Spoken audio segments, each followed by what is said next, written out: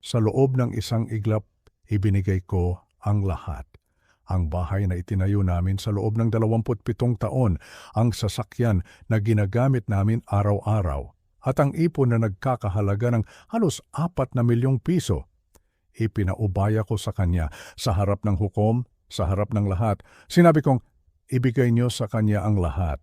Akala niya, nanalo na siya. Pero hindi niya alam, iyon pala ang simula ng kanyang pagbagsak dahil hindi niya inasahan ang 5 salitang binitawan ng aking abogado. Ang lahat ng ito ay nagsimula dahil sa isang gabing hindi ko malilimutan, isang gabing nalaman ko kung gaano kababaw ang tingin niya sa akin. Isang gabing ipinaramdam niya sa akin na ako ay isang pabigat, isang kasangkapan na kailangan ng itapon. Walang utang na loob, ganoon ang tawag doon, hindi ba? Pagkatapos ng halos 3 dekada ng pagsasakripisyo, pagkatapos kong ibigay ang aking lakas at kabataan para sa pamilya namin, sa isang mensahe lang sa cellphone, tinapos niya ang lahat. Kapag malaya ka na, sabi sa mensahe, hindi mo na kailangang buhatin ang pabigat na, yan, ako pala ang pabigat na tinutukoy nila. Ang sakit, parang sinaksak ka ng paulit-ulit sa dibdib. At ang gumawa nito, ang asawa ko mismo, ang ina ng aking kaisa-isang anak. Pero ang akala niya, hahayaan ko na lang siyang yurakan ang aking pagkatao. Ang akala niya, magpapatalo na lang ako at hahayaang makuha niya ang lahat ng ganoon kadali. Hindi iyon paghihiganti. Ito ay katarungan. Dahil ang bawat kasinungalingan, ang bawat pagtataksil ay may katumbas na kabayaran at siniguro kong sa tamang panahon sisingilin siya ng tadhana. Malalaman niya ang halaga ng kanyang mga ginawa at iyon pa lang ang simula. Bago tayo magpatuloy sa kwentong ito, sana ay mag-subscribe kayo sa channel na ito. At kung maaari, i-comment nyo naman sa ibaba kung taga saan kayo at anong oras nyo ito pinapanood. Gusto ko lang malaman na may kasama ako sa gabing ito. Sige, magpatuloy tayo. Ang pangalan ko ay Jose, 58 taong gulang, at ito ang aking kwento. 8 buwan bago ang araw ng paglilitis sa korte, nagsimula ang lahat sa isang bagay na simple lang. Nagising ako ng mga 2:15 ng madaling araw dahil kailangan kong umihi. Alam nyo na, kapag tumatanda na, hindi na mapigilan ang mga ganitong bagay. Dahan-dahan akong bumangon para hindi magising si Marisa, ang asawa ko. Madilim ang buong bahay, maliban sa isang mahinang liwanag, isang liwanag na nagmumula sa aming kusina. Sa una, inisip ko na baka naiwan lang na bukas ang ilaw, o baka ang anak naming si Miguel ay umuwi ng gabi at naghahanap ng makakain. Pero nasa probinsya si Miguel noon, dumadalaw sa kanyang mga lolo at lola. At ang ilaw, kakaiba, isang malamlam na kulay asul. Sinundan ko ang liwanag at doon ko siya nakita. Nakatayo si Marisa sa may kusina, nakatalikod sa akin. Ang liwanag ay nagmumula sa hawak niyang cellphone. Nakasuot siya ng kanyang paboritong duster at ang kanyang buhok ay nakalugay. Pero ang nakakuha ng pansin ko ay ang kanyang ngiti. Isang nangiting hindi ko na matagal nakikita. Isang nangiting para bang may kausap siyang nagpapasaya sa kanya ng husto. Hindi ako gumalaw. Nanatili lang ako sa may pintuan, nakatago sa dilim. Pinanood ko ang kanyang mga daliri na mabilis na gumagalaw sa screen.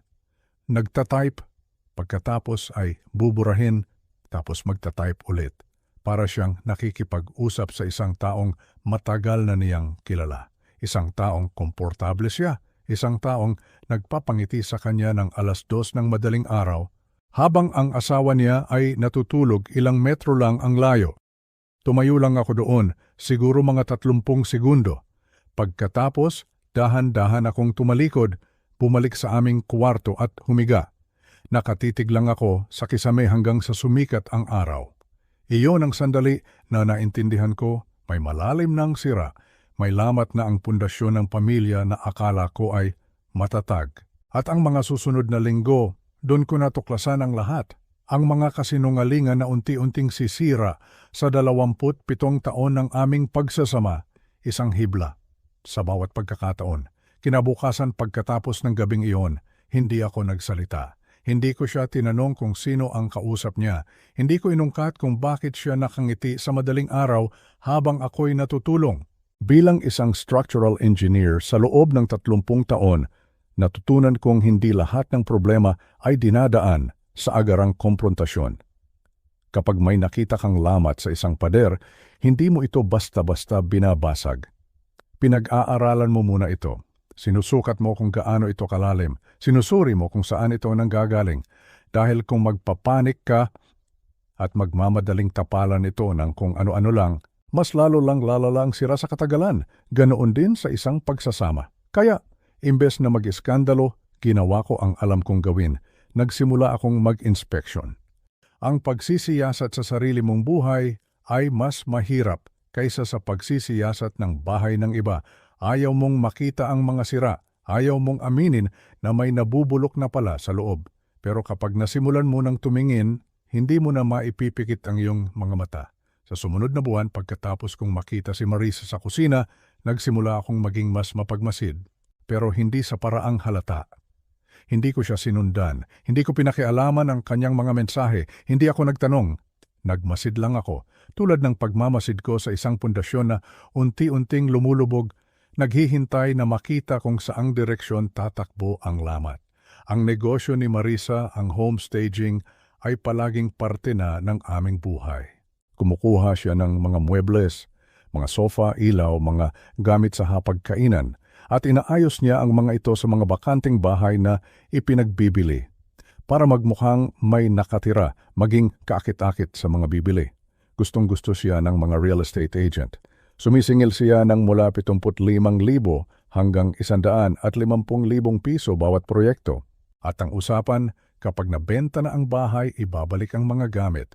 Pero hindi na sila bumabalik. Noong una hindi ko ito pinapansin, isang ilaw dito, isang maliit na mesa doon. Sabi niya, nag-iipon daw siya ng inventory, naniwala ako. Pero noong buwan na iyon, mas bumilis ang pagkawala ng mga gamit. Ang Manton de Manila, yung telang bordado na gawa pa ng aking lola noong 1972, bigla na lang nawala sa aming aparador. Sabi ni Marisa, ginamit daw niya sa isang lumang bahay sa Alabang. Kailangan daw ng vintage na dating. Hindi na kailanman umuwi ang Manton. Ang mga silyang gawa sa Nara na ako mismo ang nagliha at nagbarnis sa garahe sa loob ng 3 weekend, nawala isang hapon habang nasa trabaho ako. Ang pumalit, 4 na murang upuan na galing sa kung saang department store. At pagkatapos, ang silyon, ang aking silyon. Isang Sabado, umalis kami ni Miguel para bumili ng oil filter sa isang auto supply. Siguro, mga 40 minuto lang kaming nawala. Pagbalik namin, wala na ang silyon. Ang silyon na inuupuan ko gabi-gabi sa loob ng 15 taon. Ang nasa pwesto nito ay isang manipis na recliner na mukhang galing sa clearance sale. Tumayo si Miguel sa may pintuan, nakatitig sa bakanteng pwesto. Nasaan po yung silyon?" tanong niya. Si Marisa, ni hindi man lang tumingala mula sa kanyang laptop. "Ginamit ko sa isang property sa BGC, high-end client. Ibabalik ko sa susunod na linggo." Si Miguel, sumagot. "Sabi niyo rin po yan sa Manton ni Lola." Si Marisa halatang naiirita. "Miguel, huwag ka nang magsimula." Tumingin sa akin ang anak ko, nakita ko sa mga mata niya. Ang tahimik na tanong na ayaw niyang bigkasin ng malakas. Marahan akong tumango sa kanya. "Hayaan mo na." Umakyat siya sa itaas ng walang imik. Nang gabing iyon, pagkatapos matulog ni Marisa, pumasok ako sa garahe. Puno ng mga kahon ang pader, lahat may sulat kamay niya. Staging, Makati. Staging, Ortigas. Staging, Quezon City. Pinuksan ko ang isa. Nasa loob ang mga picture frame, mga unan, isang set ng mga pamunas sa kusina na binili ko para sa kanya noong Pasko, 2 taon na ang nakalipas. Pinuksan ko ang isa pang kahon, mas marami pa naming gamit. Isang ilaw mula sa dating kwarto ni Miguel. Ang sangkalan na gawa sa kahoy ng aking ama. Isang set ng mga libro mula sa aming sala. Hindi siya nag-aayos ng mga bahay. Pinabaklas niya ang aming tahanan, paunti-unti. Inililipat niya palabas. Tiningnan ko ang aming joint bank account ng gabing iyon sa aking laptop. Mayroon kaming 600,000 piso doon, 3 buwan na ang nakalipas. Ngayon, 210,000 piso na lang. Tiningnan ko ang mga transaction, mga withdrawal, cash, mga transfer sa isang account na hindi ko kilala. Nakaupo lang ako doon sa madilim na garahe, nakatitig sa screen. Hindi lang ito tungkol sa silyon, hindi lang sa manton o sa mga upuan o sa pera. Tungkol ito sa lahat. Pinubuwag niya ang aming buhay, piraso bawat piraso, at tinatawag niya itong negosyo. Ngunit ang pinakamatinding ebidensya, hindi ko ito nakita sa madaling araw o sa mga lihim na text. Nakita ko ito sa isang lugar kung saan hindi ka maaaring magsinungaling sa isang taong tulad ko, sa mga papeles. Dumating ang statement ng college fund sa sulat noong isang Huwebes. Maaga akong umuwi mula sa isang field inspection, isang lumang duplex na amoy basang karton at mga sirang pangako. Pumasok ako sa garahe, inilapag ang aking clipboard sa workbench at nakita ko ang sobre sa ibabaw ng counter sa kusina kasama ng iba pang mga sulat. Manipis lang ito, yung tipo ng sobre na karaniwang naglalaman lang ng isang buod. Binuksan ko ito habang nakatayo sa counter, suot pa ang aking work boots. Mali ang balanse. Tinitigan ko ang numero, pinasa ulit, tapos ay binaliktad ko sa pahina ng mga transaksyon. Kinuha ko ang aking telepono at tinawagan ang investment company mula sa aking truck na nakaparada sa driveway. Umaandar pa ang makina. Ang babae sa kabilang linya ay magalang, propesyonal, ngunit hindi nakatulong. Opo, Mr. Mendoza, ang transfer po ay inaprubahan ng inyong asawa noong March 14. Pumasok po ito sa isang business account. Maayos po ang lahat ng papeles. Naitanong ko, anong business account? Paumanhin po, sir. Hindi ko po maaaring sabihin yan ang walang pahintulot ni Mrs. Garcia. Ibinaba ko ang telepono. Matagal akong nakaupo doon, nakatitig sa manibela, maputi na ang aking mga buko sa higpit ng pagkakahawak. Pagkatapos, lumabas ako, pumasok sa garahe at umupo sa isang nakabaligtad na balde. Ang parehong balde na hinihila-hila ni Miguel noong 5 taong gulang pa siya, inaabutan ako ng mga tornilyo habang kinukumpuni ko ang lawnmower. Sa garaheng ito ko siya tinuruang gumamit ng mga gamit. Kung paano sumukat ng 2 beses at pumuputol ng 1 beses. Kung paano higpitan ang isang tornilyo nang hindi nasisira ang sinulid nito. Tinuruan ko siya noong siya ay 5, 10 at 17. Matayaga, maingat, tulad ng pagtuturo sa akin ng aking ama. 2.4 na milyong piso. Sinimulan namin ang pondong iyon noong linggo na isinilang siya. 10,000 piso bawat buwan sa loob ng 19 na taon. Bawat kaarawan, bawat Pasko, nagdadagdag kami ng kaunti. Hindi ito pera para sa Harvard, pero sapat na. Sapat na para sa UST. Sapat na para hindi niya kailangang magtrabaho habang nag-aaral. Sapat na para maging bata pa siya ng kaunti pang panahon. Muntik na akong maiyak doon mismo sa balde na iyon, sa garaheng amoy langis at kusot pa rin. Pero may kung anong nanigas sa loob ko. Isang bagay na malamig at matigas.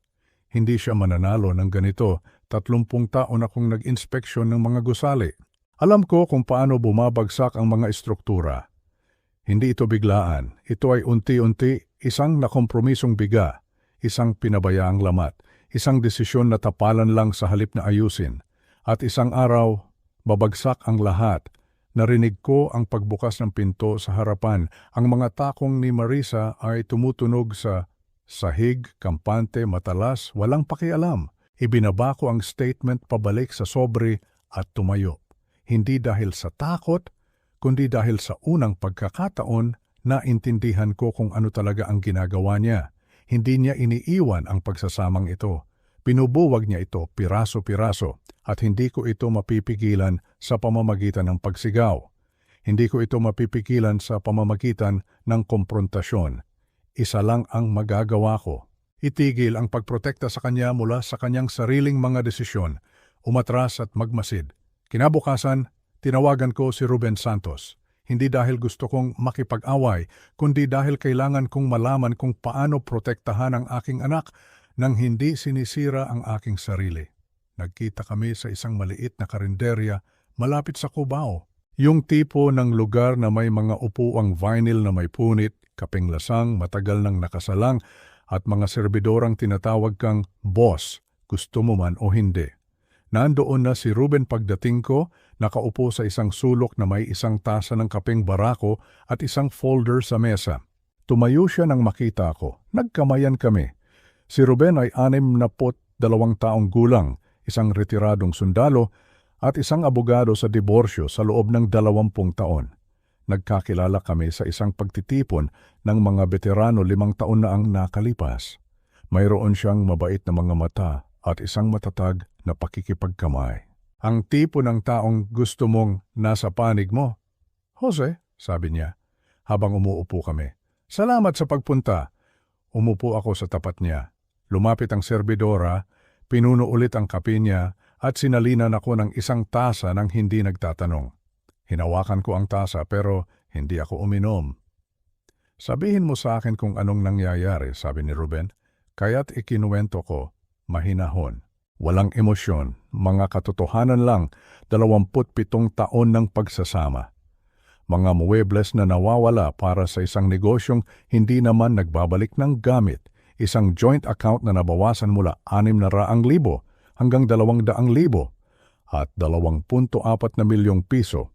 Ang college fund ni Miguel, inilipat 3 linggo na ang nakalipas ng walang kaalam-alam. Hindi sumabat si Ruben, nakinig lang siya habang ang kanyang panulat ay gumagalaw sa isang dilaw na legal pad. Nang matapos ako, ibinaba niya ang kanyang panulat at sumandal. Kaya nating labanan to, may alas ka, umiling ako. Hindi ako nandito para makipag-away. Kailangan kong protektahan ang anak ko sa legal na paraan.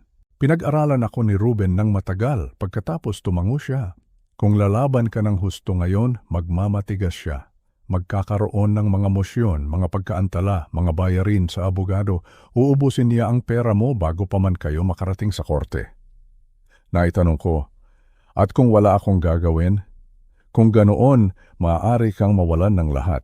Tumingin ako sa aking kape. Ang mawalan ng lahat ay hindi nangangahulugang lahat. Basta't ligtas si Miguel. Tumingin si Ruben sa akin. May binabalak ka. Tiningnan ko siya sa mata. Magdodokumento ako, magmamasid. Hahayaan kong mangyari ang mga bagay-bagay. Natahimik siya sandali. Pagkatapos ay ngumiti siya ng bahagya, isang ngiting may alam. Hahayaan mong isipin niyang nananalo siya. Hahayaan ko siyang gawin ang kanyang mga desisyon, sabi ko. At isusulat ko ang lahat ng iyon. Sumandal si Ruben. Sige, kung ganoon, mananahimik tayo. Walang akusasyon, walang drama. Magdodokumento tayo at maghihintay. Gaano katagal? Tanong ko. Hanggang sa matapos siya, hanggang sa makuha niya ang lahat ng sa tingin niya ay gusto niya. At pagkatapos, ipapakita natin sa hukom kung ano talaga ang ginawa niya. Tumango ako. Inilipat ni Ruben ang legal pad sa mesa. Isulat mo lahat. Mga petsa, oras, kung anong nawala, mga bank statement, anumang hindi pangkaraniwan. Hindi mo ito lalabanan ng emosyon, lalabanan mo ito ng mga katotohanan. Kinuha ko ang panulat. 30 taon akong nagdokumento ng mga problema ng ibang tao. Mga lamat sa pundasyon, maling mga kable, mga paglabag na maaaring magpabagsak sa isang bahay. Oras na para idokumento ang sarili kong problema. Ngunit sa pagkakataong ito, hindi ko lang tinutukoy ang problema. Gumagawa ako ng isang kaso. Dumating ulit ang serbidora, dinagdagan ang aming kape. Tumingin sa akin si Ruben mula sa kabilang panig ng mesa, seryoso ang kanyang ekspresyon. Isa pa, sabi niya, kapag umabot ito sa korte, kailangan mong magpasya kung ano talaga ang ipinaglalaban mo.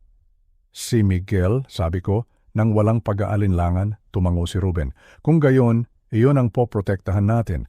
Ang lahat ng iba pa, ingay lang yan. 3 linggo pagkatapos naming mag-usap ni Ruben, natagpuan ko ang lumang laptop ni Marisa sa garahe. Nakalimutan niya ito nang maglipat siya ng mga gamit para sa staging.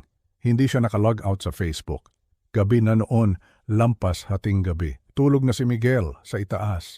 Si Marisa, nasa isang client meeting daw na hindi matatapos hanggang umaga. Nakaupo ako sa nakabaligtad na balde sa garahe. Ang laptop ay nasa aking mga tuhod. Ang liwanag ng screen ay tumatagos sa dilim. Bukas ang kanyang inbox, daan-daang mensahe, Lahat ay para sa iisang tao. Derek Shaw. Wala akong hinak, wala akong sinirang password. Iniwan niya itong bukas, kaya binasa ko at kumuha ako ng mga screenshot ng lahat. Hindi na ako makapaghintay na simulan ng ating bagong buhay. Kapag malaya ka na, hindi mo na kailangang dalhin ang pabigat na yan. Napakalungkot ko mula nang mag-divorce ako 2 taon na ang nakalipas. Ikaw ang unang taong nagparamdam sa akin na buhay ako ulit. Nandun na, ang parira lang yon. Ang nakita kong kumikinang sa kanyang telepono ng 2:15 ng madaling araw. Pero ngayon, alam ko na kung sino ang sumulat nito. Si Derek Shaw. Ang lalaking akala ni Marisa ay kanyang kinabukasan. Matagal akong nakaupo doon, nakatitig sa mga salita sa screen. Pagkatapos ginawa ko ang pinakamahusay kong alam. Hinanap ko ang mga lamat, nagbukas ako ng bagong tab at hinanap ang kanyang pangalan, Derek Shaw, Real Estate Agent, Metro Manila. Ang kanyang profesional na pahina ang unang lumabas. Malinis na headshot, 5 bituin na mga review, mga listahan ng ari-arian sa Makati at BGC. Mukha siyang tulad ng ibang mga ahente, isang tiwalang ngiti, mamahaling suit, yung tipo ng taong masyadong mahigpit makipagkamay at tatawagin kang boss.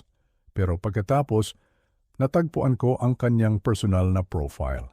Ang isa na marahil ay hindi pa nakikita ni Marisa dahil ito ay pampubliko at nagkukwento ito ng ibang-ibang istorya. Ang profile picture, si Derek Shaw nakatayo sa isang beach kasama ang isang babae. Blonde, nakangiti, nasa edad 40. 2 teenager ang nakatayo sa harap nila, nakangiti sa kamera. Ang caption, 20 taon kasama ang kahanga-hangang babaeng ito. Family trip sa Boracay kasama sina Emily at Jake. Pinagpala. In-upload 3 linggo na ang nakalipas. Nag-scroll ako pababa. Mas maraming larawan. Si Derek at isang Jennifer sa isang kasal.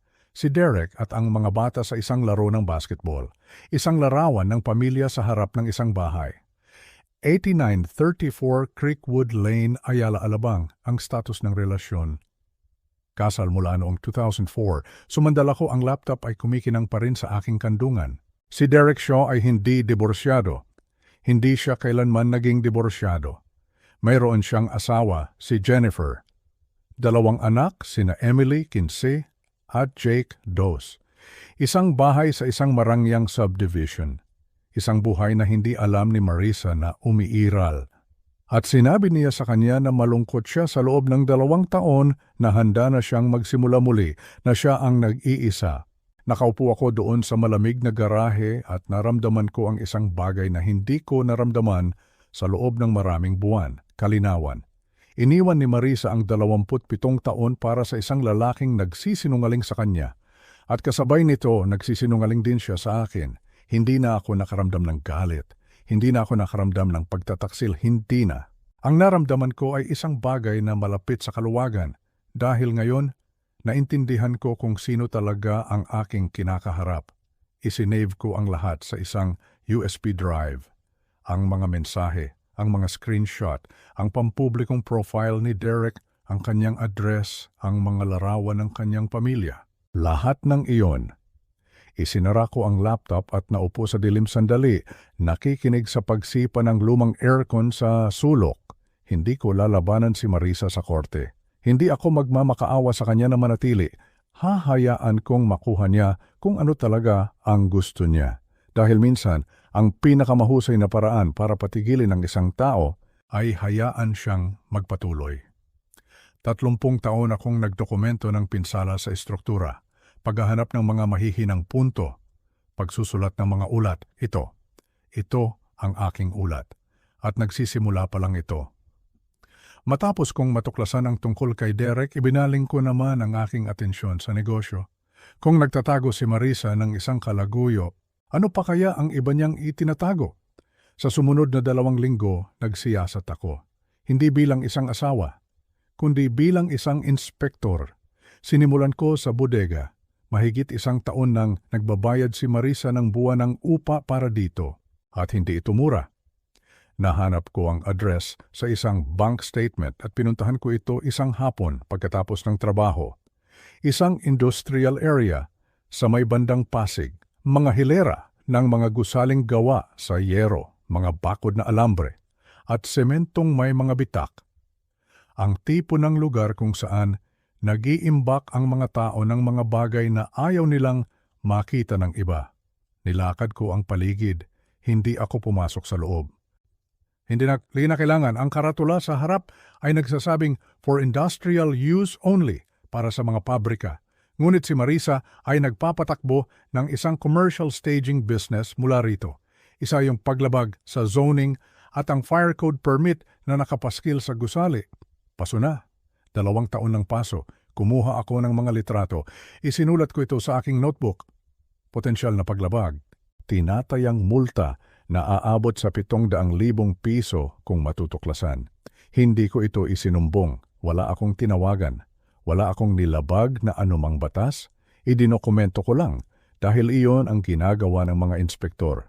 Sumunod, nakita ko ang iPad ni Marisa sa counter ng kusina. Naiwan niya itong bukas. At naroon mismo ang kanyang email. Hindi ko ito hinak.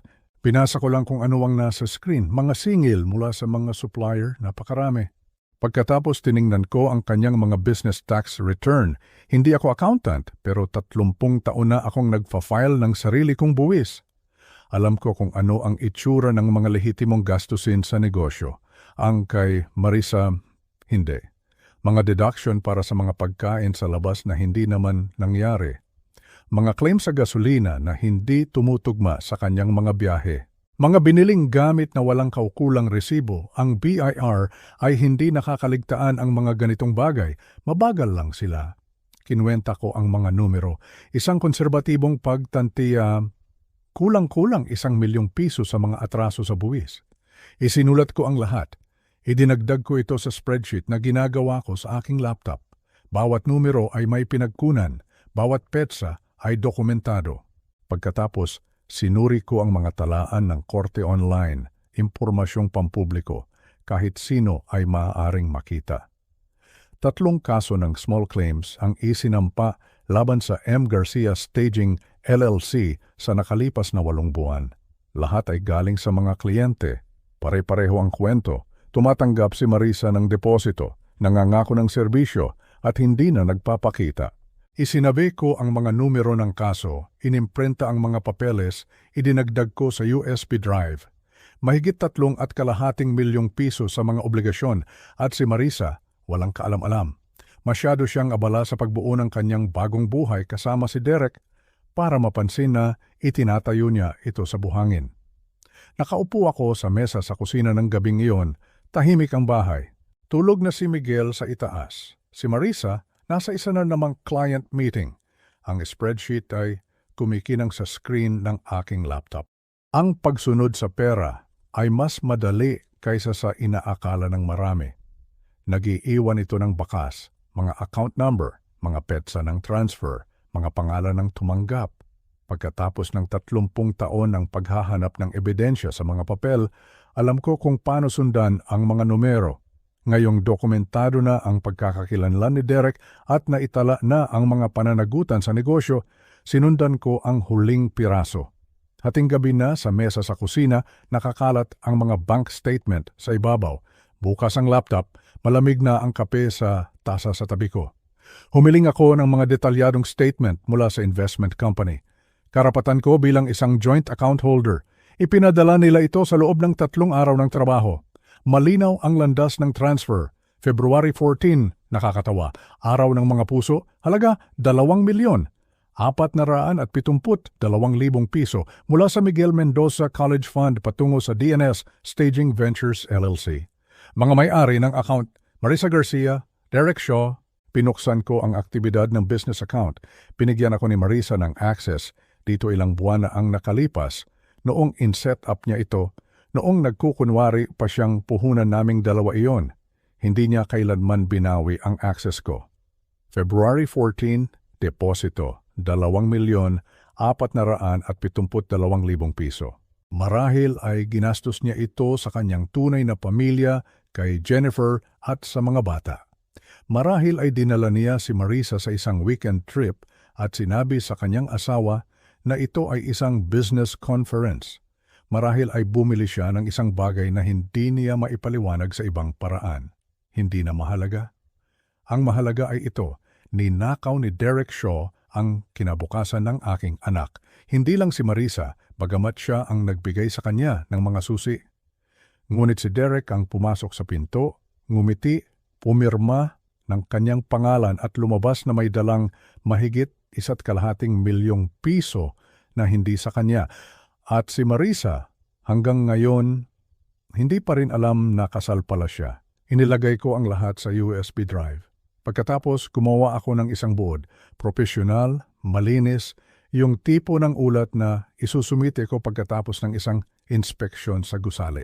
Mga exhibit, kaso ng diborsyo ni na Mendoza at Garcia.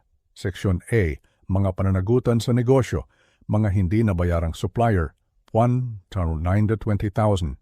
Tinatayang atraso sa buwis, Fanduweo, 100,000. Mga paglabag sa bodega, Sebef Masterdeusen. Section B, mapanlinlang na paglipat ng protektadong pondo, Miguel Mendoza College Fund, 2,472,000.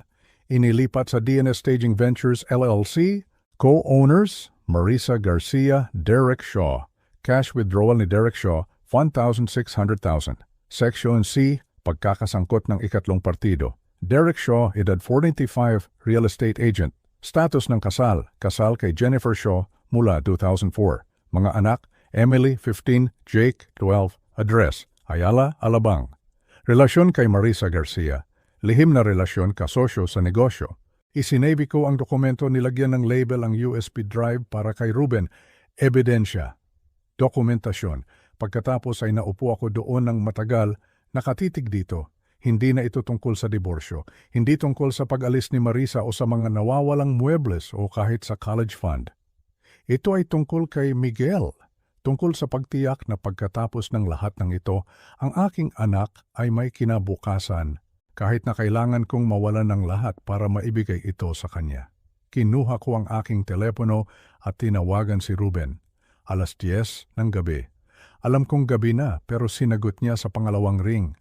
Jose, sabi ko, kailangan kitang makita bukas ng umaga. Tapos na akong magdokumento. Anong nahanap mo? Tanong niya. Tiningnan ko ang USB drive sa mesa. Mga linggo ng trabaho, daan-daang dokumento, ang buong pangit na katotohanan. Lahat, sabi ko. Nahanap ko ang lahat. May katahimikan. Tapos ang boses ni Ruben, matatag at tiyak. Dalhin mo rito, oras na. 3 araw pagkatapos kong makipagkita kay Ruben, gumawa ng hakbang si Marisa. Umuwi siya ng oras ng hapunan, isang pambihirang pangyayari dahil ilang linggo na niya kaming iniiwasan. At inihayag niya na gusto na niyang makipagdiborsyo, na para bang nag-aanunsyo lang siya ng isang bagong proyekto sa negosyo. Si Miguel ay nasa mesa sa kusina, gumagawa ng takdang aralin. Ako naman ay nasa kalan, naghahalo ng pasta. Pumasok si Marisa, hindi nag-alis ng kanyang Amerikana, hindi umupo. Kailangan ko kayong kausapin, sabi niya. Pinatay ko ang apoy. Tumingala si Miguel mula sa kanyang aklat. Tumayo si Marisa doon, nakahalukip-kip, walang emosyon ang kanyang mukha. Hindi ako masaya, gusto ko ng higit pa sa buhay ko. Magsasampa ako ng diborsyo at hindi ako hihingi ng tawad para dito. Tumango ako. Sige. Kumurap siya, nagulat na hindi ako lumalaban. Gusto ko ang bahay, ang mga sasakyan, ang mga joint account. Sayo na ang iyong pensyon. Sige, sabi ko ulit. At si Miguel, tumingin siya sa anak namin na parang isang muebles na pinag-iisipan niyang itatago o hindi. Malaki na si Miguel. Pwede na siyang manatili sa'yo.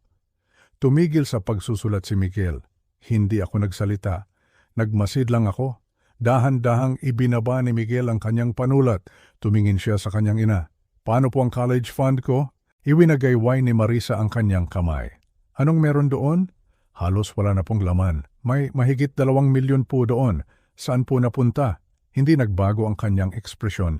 Isa iyong investment, babalik din iyon. Pera ko po yun, para sa kinabukasan ko. Bumuntong hininga si Marisa na para bang hindi makatwiran ang sinasabi ng anak namin. Miguel, huwag kang maging madrama. Pera ng mga magulang mo yon. Ginamit ko para sa negosyo. Makakahanap ka rin ng paraan para sa kolehiyo. Lahat naman ng bata ganoon. Pwede kang kumuha ng student loan, tulad ng iba. Tinitigan siya ni Miguel, namutla ang kanyang mukha. Ma, paano niyo po nagawa yon? Wala akong utang na paliwanag sa inyong dalawa na sabi niya. Ang abogado ko na ang bahala sa mga detalye. Tumalikod siya at lumabas. Sumara ang pinto sa kanyang likuran. Hindi malakas basta sumara lang na para bang umaalis siya sa isang pulong. Natahimik ang kusina. Nakaupo si Miguel doon, nakatitig sa kanyang aklat. Pero alam kong hindi niya nakikita ang mga salita. Nanginginig ang kanyang mga kamay. Pinatay ko ang kalan, lumapit at umupo sa tapat niya. Kinuha niya ang college fund ko, bulong niya. Alam ko. Tumingala siya sa akin, namumula ang kanyang mga mata. Alam niyo po pala, nalaman ko ilang linggo na ang nakalipas. Anong gagawin natin? Inabot ko ang aking kamay sa mesa at ipinatong sa kanya. Magiging maayos din tayo, pangako, magtiwala ka sa akin. Tumango si Miguel pero wala siyang sinabi. Nakaupo lang siya doon, nakatitig sa mesa, pinipigilang umiyak. Sinamahan ko siya hanggang sa handa na siyang umakyat sa itaas. Pagkatapos, mag-isa akong naupo sa kusina ng matagal, nakikinig sa katahimikan ng bahay sa paligid ko. Nang gabing iyon, matapos kong makita kung paano binaliwala ni Marisa ang damdamin ng sarili naming anak, lalo akong naging sigurado sa aking desisyon. Ang plano na binuo namin ni Ruben, iyon ang tamang gawin dahil hindi lang gusto ni Marisa ang lahat. Kinuha na niya ang lahat ng mahalaga sa kanya, ang bahay, ang pera, ang peking kinabukasan kasama si Derek. Ang hindi niya alam, lahat ng bagay ay may katumbas na halaga. Ang silid ng hukuman ay amoy lumang papel at floor polish. Ang tipo ng amoy na hindi nawawala, gaano man karaming kaso ang dumaan. Nakaupo kami ni Ruben sa mesa sa kaliwa. Si Marisa at ang kanyang abogadong si Amanda Cruz ay nasa kanan. Si Miguel ay nakaupo sa likuran ko. Lumingon ako minsan. Tumango siya. Nandito ako para pumasok si Hukom Reyes. Tumayo kami pagkatapos ay umupo. Nasa edad 6 na po siya, may kulay abong buhok at nakasalamin. Tiningnan niya ang mga papeles sa kanyang harapan pagkatapos ay sa amin. Narito tayo para tapusin ang pagpapawalang bisa ng kasal ni Jose Mendoza at Marisa Garcia, sabi niya. Binasa niya ng dahan-dahan ang kasunduan. Ang bahay ay mapupunta kay Ginang Garcia. Ang mga sasakyan pareho ay mapupunta kay Ginang Garcia. Ang mga financial account, ang karamihan ay mapupunta kay Ginang Garcia. Lahat ng interes sa negosyo, kabilang ang DNS Staging Ventures LLC, ay mananatili lamang kay Ginang Garcia. Ang kustodiya ni Miguel Mendoza, edad 19, ay mapupunta kay Ginong Mendoza sa pamamagitan ng pinagkasunduan.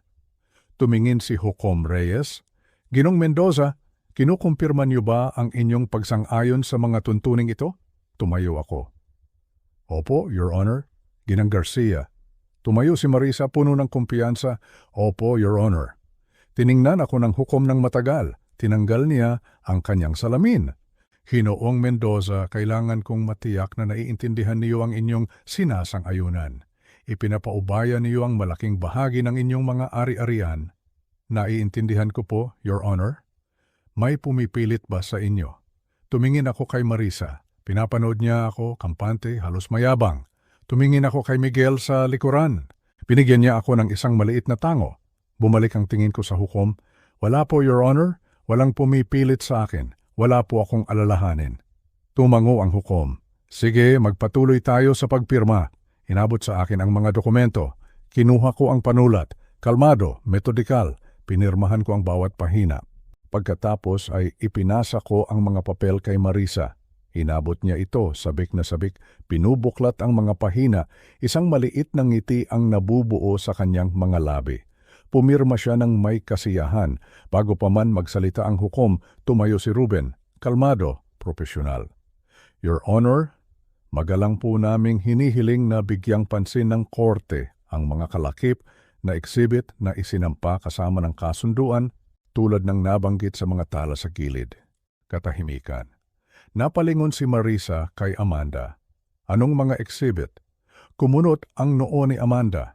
Kinuha niya ang kanyang kopya, pinuklat ang mga huling pahina. Ang mga pahinang ginugulan namin ni Ruben ng maraming oras sa paghahanda. Ang mga pahinang halatang hindi niya binasa ng maigi, nagbago ang kanyang mukha. Hindi biglaan, isang paghintulang, isang pagkurap. Ang itsura ng isang tao kapag hindi tumutugma ang mga numero. Amanda, bulong ni Marisa, nagmamadali. Pinuklat ni Amanda ang isa pang pahina, tapos isa pa, na wala ang kulay sa kanyang mukha. Tumingin si Hukom Reyes. Attorney Cruz, kailangan niyo ba ng sandali? Hindi sumagot si Amanda. Nakatitig siya sa papel sa kanyang harapan, nakanganga. Lumapit si Marisa, sinusubukang makita. Ano? Ano yan? Ipinaharap ni Amanda ang dokumento sa kanya. Pinanood ko ang mga mata ni Marisa habang binabasa ang pahina. Pagkatapos ay nanlaki, pagkatapos ay nanlamig. Exhibit A, mga pananagutan sa negosyo. Paglabas namin ng courthouse, sinalubong kami ng hangin ng Marso. Malamig, pero malinis. Ganun ang panahon sa Pilipinas, hindi ba? Isang sandali, maalinsangan. Sa susunod, may dalang pangako ng pagbabago. Huminga ako ng malalim, amoy kalayaan. Ganun ang pakiramdam. Tumayo si Miguel sa tabi ko sa mga hagdan ng korte, basa pa rin ang kanyang mga mata. Basag ang kanyang boses nang magsalita. Nagawa niyo po talaga. Ipinatong ko ang aking kamay sa kanyang balikat. Nagawa natin, ikaw at ako. Lumapit sa amin si Ruben, hawak ang kanyang leather na folder. Ipinatong niya ang kanyang kamay sa aking balikat. Jose, sa 20 taon ko bilang abogado, ngayon lang ako nakakita ng kasong hinawakan ng tulad ng ginawa mo. Ang sagot ko, katotohanan lang naman yon. Ang katotohanan, sabi ni Ruben, na iniharap sa tamang-tamang panahon. Naglakad kami papunta sa parking lot. 30 taon ng pagsasama, 27 tunay na taon, nawala. Ang bahay sa aming village, nawala. Ang mga bank account, ang mga sasakyan, ang buhay na binuo ko, nawala. Ngunit habang naglalakad kami sa parking lot na iyon kasama ang aking anak, hindi ko naramdaman na may nawala sa akin. Gumaan ang pakiramdam ko. Sa loob ng courthouse, bagamat hindi ko na ito nakita, na natili pa ring nakaupo si Marisa sa mesa, nanginginig ang mga kamay. Nagmamadaling nag-i-impake ng gamit ang kanyang abogado. Kinuha ni Marisa ang kanyang telepono. Kailangan kong tawagan si Derek. Alam niya ang gagawin. Matutulungan niya akong ipaliwanag ang mga account ng negosyo. Matigas ang boses ni Amanda. Sino si Derek? Ang business partner ko, si Derek Shaw. Hindi sumagot si Amanda. Nagpatuloy lang sa pag-i-impake. Nag-dial si Marisa. Nag-ring ang telepono. Nag-ring pagkatapos voicemail. Ang numerong iyong tinatawagan ay wala na sa serbisyo. Tinitigan niya ang screen. Sinubukan ulit. Parehong resulta. Ang kaba ay unti-unting gumagapang sa kanya. Hindi ko pa alam ang lahat ng iyon. Hindi ko alam na sinubukan ni Marisa na tawagan si Derek. Hindi ko alam na pinutol na pala ang linya nito. Hindi ko alam na ang asawa pala ni Derek ang sumagot sa mga huling tawag niya. Nagpadala ng isang mensahe na parang pangalawang pagpukpok ng gavel. Malalaman ko ang lahat ng iyon kalaunan, mula kay Ruben, mula sa mga chismis sa korte. Ngunit sa sandaling iyon, habang papunta kami sa maliit na apartment kung saan kami magsisimula, isa lang ang alam ko, magiging maayos kami. At iyon, ay sapat na. Ang apartment ay amoy bagong pintura at pag-asa. Maliit, 2 kwarto, manipis na karpet. Ngunit sa amin ito, at walang sino man ang makakakuha nito mula sa amin. Tinulungan ako ni Miguel na buhatin ang huling kahon. Ito na ang huli, sabi ko. Tumingin si Miguel sa paligid. Mas maliit po pala ito kaysa sa natatandaan ko.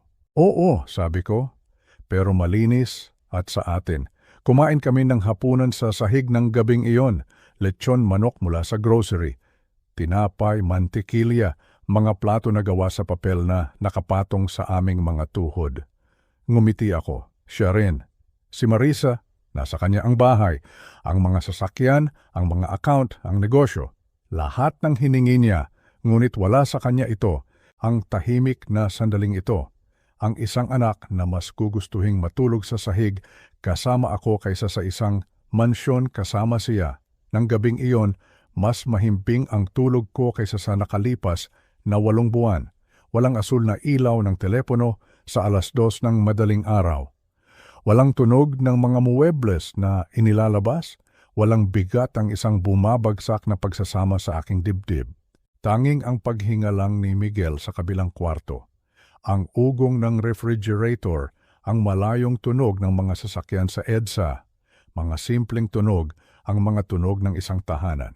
Mabilis kumalat ang balita, lalo na kapag tungkol ito sa isang pagbagsak sa korte, mga lihim na utang, at isang manlolokong kalaguyo na kasal pala. Sa mga sumunod na linggo, may mga naririnig ako.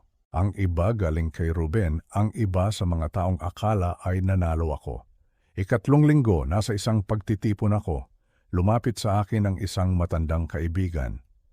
Narinig ko ang tungkol kay Marisa, sabi niya. Nagsara na raw ang negosyo. Hinahabol ng mga pinagkakautangan. Uminom ako ng kape. Nakalulungkot naman. At yung Derek, kasal pala sa buong panahon. Asawa at 2 anak sa Alabang. Narinig ko nga, tumingin siya sa akin. Alam mo, hindi ba, bago pa man ang diborsyo, nalaman ko? At hindi mo sinabi sa kanya, hindi ko trabahong iligtas siya sa kanyang sariling mga desisyon. 4 na linggo, tumawag si Ruben. Sinubukan daw ni Marisa na baguhin ang kasunduan. Ibinasura. Nagbukas ng tax audit. Nagsampa ng kaso ang mga supplier. Ibebenta na raw ang bahay. Salamat sa mga update, Ruben, sabi ko. Pero hindi ko na kailangan ang bawat detalye. Naiintindihan ko. Gusto ko lang malaman mo na malinis ka na. Legal, ethical, ganap na malinis. Nagpatuloy ang buhay. 5 linggo, unang bahagi ng Abril. Umuwi ako mula sa isang site inspection at nakita ko si Miguel sa kusina. May hawak na isang makapal na sobre. Ang kanyang mukha, gulat, masaya. May luha sa kanyang mga mata. Nakuha ko po. Ang alin, anak? Ang scholarship po, full tuition, 4 na taon. May kasama pang allowance para sa mga libro. Tumawid ako sa silid at niyakap siya ng mahigpit. Miguel, ipinagmamalaki kita. Basag ang kanyang boses. Pa, kayo po ang nagligtas sa kinabukasan ko. Noong kinuha ni Mama ang pera, akala ko po tapos na. Ipinatong ko ang aking mga kamay sa kanyang mga balikat. Hindi. Ikaw ang nagligtas sa kinabukasan mo. Pinaghirapan mo ito, ang iyong mga grado, ang iyong pagsisikap, ang iyong pagkatao. Ito ay sayo. Nang gabing iyon, idinikit ni Miguel ang liham ng pagtanggap sa ref. Buong tuition, 4 na taon. Lahat ng sinubukang nakawin ni Marisa mula sa kanya, nabawi niya sa kanyang sariling paraan. Kinuha ni Marisa ang 2.4 milyong piso at nagkaroon ng mahigit 3 milyong pisong utang. Nawalan si Miguel ng college fund at nakakuha ng full scholarship. Hindi ako naniniwala sa karma bilang isang mystical na puwersa, pero naniniwala ako sa mga kahihinatnan. Binuo ni Miguel ang kanyang buhay sa pagsusumikap sa katapatan at ang pundasyong iyon nanatiling matatag. Maraming nagtatanong kung pinagsisisihan ko ba na ibinigay ko kay Marisa ang lahat. Hindi. Dahil sa wakas, naintindihan ko, ang lahat ay hindi nangangahulugang lahat-lahat. Ang bahay ay kahoy at semento. Ang imang sasakyan ay metal at goma. Ang pera ay mga numero na nagpapalipat-lipat lang ng kamay. Ngunit ang isang anak, ang isang relasyon na binuo sa tiwala at sakripisyo. Iyon ang lahat. Nakuha ni Marisa ang bahay, ngunit napanatili ko ang tahanan. Nakuha niya ang mga ari-arian, napanatili ko ang kung ano ang mahalaga. Kung ang kwentong ito ay pamilyar sa inyo, kung baramdam, hiyo na tiya minsan na sure may sumayastriyo sa pang-social na bagay na bumabagsak na. Gusto kong malaman niyo ang isang bagay. Minsan, ang pinakamatapang na bagay ay hindi ang pakikipaglaban. Ito ay ang pag-alam kung kailan dapat umatras, kung kailan dapat bumitaw, kung kailan dapat protektahan, kung ano ang mahalaga sa halip na kumapit sa kung ano ang nawala na. Isipin niyo kung ano talaga ang mahalaga sa inyo at maging handang hayaang bumagsak ang lahat ng iba pa. Nakuha ni Marisa ang lahat ng gusto niya. At ako, nakuha ko ang lahat ng kailangan ko at para sa akin, isa yung patas na palitan.